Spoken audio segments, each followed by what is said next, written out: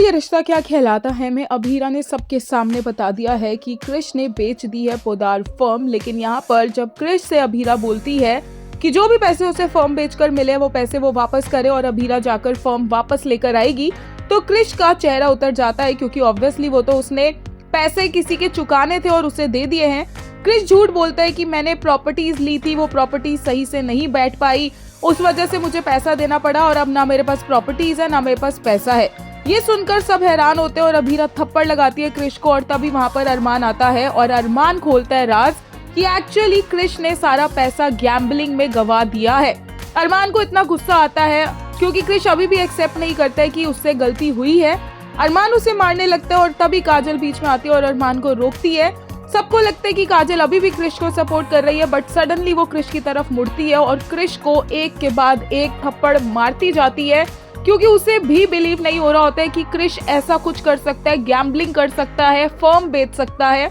और तभी क्रिश बोलता है कि जो होना था वो हो चुका है और अब उसके पास कोई पैसा नहीं है, और वहां से जाने लगता है। और दादी से उसे रोकती है और बोलती है कि वो ऐसा कैसे कर सकता है, उसने ऐसे कैसे किया, वो सिर्फ पहरेदार था, ये फर्म उसकी नहीं थी, ये फर्म उसके नाना जी की थी, हमारे पति की थी। और क्रिश बोलता है कि वो फर्म उसकी थी और हाथ छुड़वाकर जाने लगता है और दादीसा को धक्का लगता है और वो नीचे गिर जाती है।